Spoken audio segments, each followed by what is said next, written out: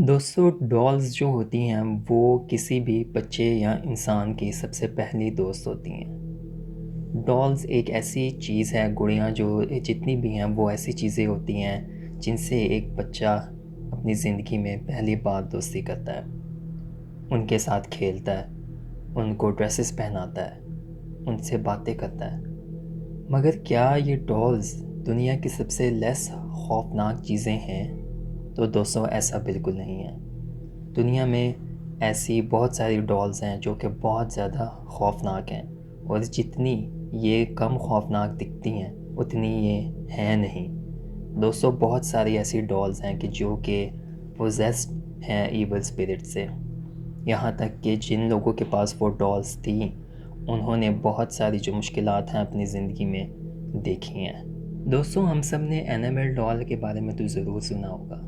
Annabelle जो है वो द पोजेस्ड डॉल मानी जाती है, जिसकी कहानी एनाबेल्स क्रिएशन जो कि द कॉन्जरिंग यूनिवर्स की मूवीज़ में से एक है, एनाबेल्स क्रिएशन से शुरू होती है। मगर क्या आपको पता है कि इससे भी ज़्यादा खौफनाक और रियल लाइफ पोजेस्ड डॉल कौन सी है? वो है रॉबर्ट द डॉल। दोस्तों ये डॉल जिसके पास भी रही है उसकी ज़िंदगी में बहुत सारी खौफनाक चीज़ें हुई हैं। ना सिर्फ घर टूटे हैं, ना सिर्फ डाइवोर्सेस हुई हैं, बल्कि एक्सीडेंट्स भी हुए हैं। दोस्तों जिसके पास भी ये डॉल रही है वो एक मिनट या एक लम्हे के लिए भी सुकून का सांस नहीं ले सका। उसकी ज़िंदगी जो है वो तमाम जो मुश्किलात से भर गई और स्ट्रेसफुल जो है वो हो गया। दोस्तों आज की इस वीडियो में हम इस डॉल के ओरिजिन के बारे में बात करेंगे और जानेंगे कि क्या राज है इस डॉल का और अब वो डॉल किधर है।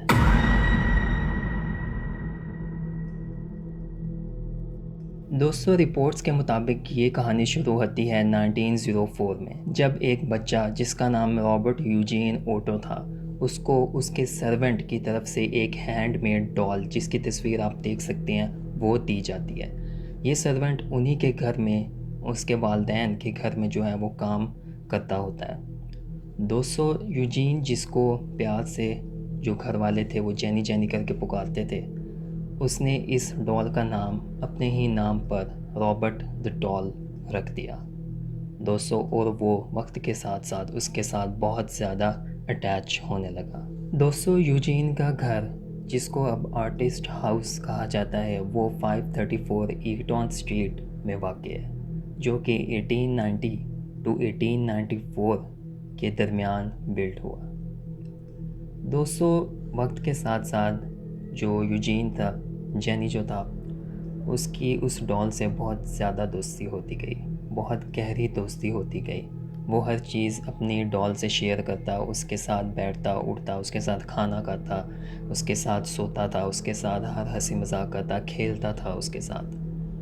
मगर वक्त के साथ साथ ही स्ट्रेंज इवेंट्स, पैरानॉर्मल और टेरिफाइंग इवेंट्स होने लगे।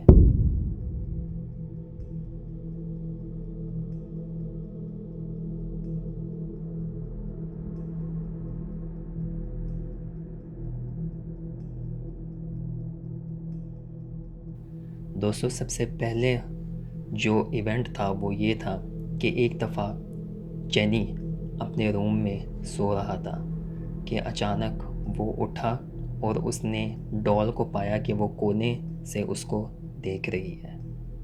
दोस्तों अभी वो उसकी तरफ देख ही रहा था कि मुख्तलिफ़ आवाज़ें जो हैं वो आने लगी और रूम का फर्नीचर एक जगह से दूसरी जगह वो उड़ने लगा और उलट पुलट हो गया। दोस्तों इसी सीन में जो जेनी जो था, यूजीन था, वो मदद के लिए चिल्लाया। उसने अपनी अम्मी को जो है वो पुकारना स्टार्ट किया। तो दोस्तों उसकी अम्मी दौड़ी दौड़ी उसके पास आई, मगर दरवाज़ा जो था वो बंद हो चुका था, जैसे कि वो लॉक हो गया हो। तो उन्होंने ज़ोर लगाकर उसको तोड़ा और जब वो अंदर गई तो जेनी जो था वो बेड के ऊपर डरा हुआ बैठा हुआ था और जो डॉल थी वो बेड के साथ पड़ी हुई थी। दोस्तों ये उसकी ज़िंदगी का सबसे पहला पैरानॉर्मल और टेरिफाइंग इवेंट था। दोस्तों उसके वालिदैन ने जब उससे पूछा कि ये कैसे हुआ, किसने किया, तो वो सिर्फ यही बता सका कि रॉबर्ट ने ये किया है। दोस्तों यही वो अल्फाज थे जो वो कह सका, और उसके बाद जितने भी इवेंट्स होते थे, पैरानॉर्मल टेरिफाइंग इवेंट्स होते थे, उसमें वो यही कहता था कि रॉबर्ट ने ये किया है, रॉबर्ट द डॉल।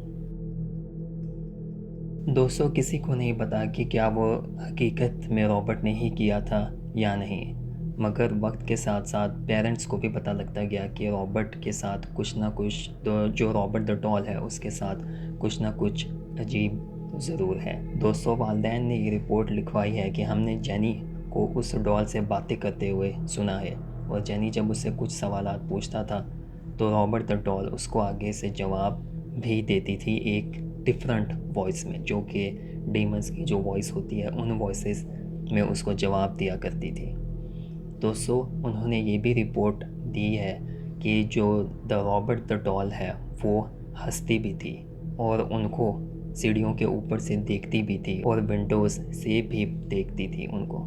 जब वो घर से बाहर जाते थे तो वो मुड़ के देखते थे, तो खिड़की में उनको रॉबर्ट द डॉल उनकी तरफ देखती हुई पाई जाती थी।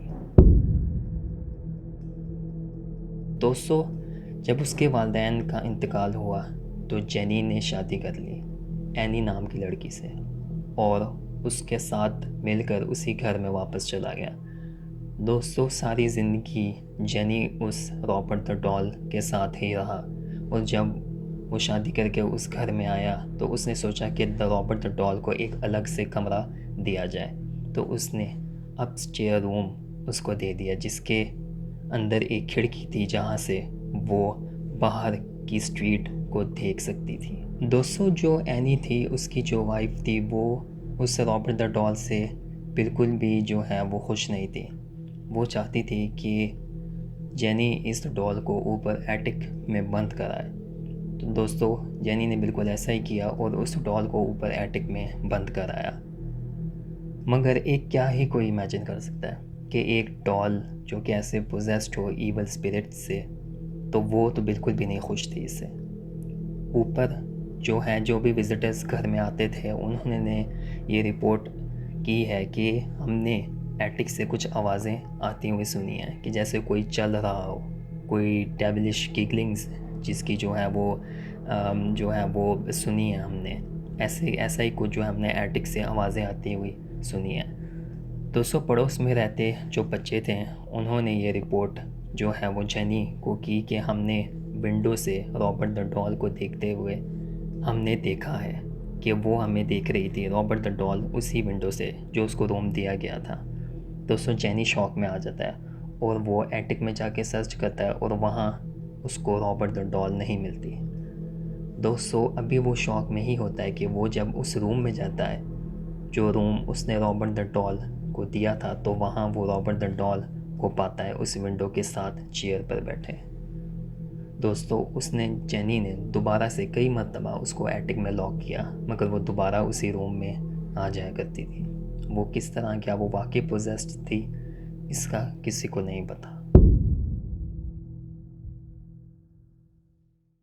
दोस्तों जेनी ओटो की डेथ 1974 में हो गई, मगर ये चीज़ यहीं पर नहीं ख़त्म होती। वो डॉल वो लास्ट टाइम एटिक में बंद कराया था, और उस घर में जो न्यू फैमिली मूव इन हुई उनकी भी एक बेटी थी जो कि 10 साल की थी, और उसने एटिक में रॉबर्ट द डॉल को पाया और ये सिलसिला दोबारा से शुरू होता गया। उसने भी बहुत सारे जो हैं वो पैरानॉर्मल जो है इनकाउंटर्स किए और डिफरेंट अजीब व गरीब चीज़ों की जो है वो विटनेस रही। रात को उठ जाया करती थी रोते रोते। दोस्तों ये सब अजीब व गरीब इवेंट्स उसके साथ भी हुए, मगर क्या रॉबर्ट द डॉल वाकई पोजेस्ड थी? क्या था इसका ओरिजिन? दोस्तों कहा जाता है कि जिस सर्वेंट ने रॉबर्ट द डॉल को दिया था वही जो है इस चीज़ का ओरिजिन थी। दोस्तों उस सर्वेंट पर बहुत जुल्म किया जाता था, उसके बॉसेस ने बहुत जुल्म किया उस पर, तो इसीलिए उसने एक डॉल ली और उस पर काला जादू किया और उसको पोजेस किया ताकि वो इन लोगों को हॉन्ट कर सके जो उस पर जुल्म करते थे। दोस्तों रॉबर्ट द डॉल को आगे दे दिया गया और अब वो ईस्ट मर्टेलो फोर्ट म्यूज़ियम में रखी गई है। दोस्तों वहाँ के वर्कर्स ने भी ये रिपोर्ट की है कि हमने डेविलिश गिगलिंग्स जो हैं वो सुनी है, या कभी कभी जो डॉल है वो ग्लास पर अपना हाथ रख लेती है या उसके फेशियल एक्सप्रेशंस चेंज हो जाते हैं। दोस्तों, लोगों ने जब जब उसको विज़िट करने आते हैं तो जब वो उसकी तस्वीर लेते हैं तो उनके ज़्यादातर लोगों के तो कैमरे ही नहीं चल पाते। दोस्तों, वहाँ मौजूद लोगों के साथ भी जो है वो थोड़ी बहुत पैरानॉर्मल एक्टिविटीज़ होने लगती हैं। दोस्तों, ज़्यादा से ज़्यादा क्या होगा, आप उसकी तस्वीर नहीं ले पाएंगे मगर आप उसको जाकर ज़रूर देखें, वो भी आपको ऐसा ही लगेगा कि जैसे देख रही है। तो दोस्तों, ये थी कहानी रॉबर्ट द डॉल की। सब्सक्राइब करें, लाइक करें, शेयर करें। इसी तरह जो है हॉरर स्टोरीज़ मैं लाता रहूँगा। मिलते हैं नेक्स्ट वीडियो में, तब तक के लिए स्टे सेफ।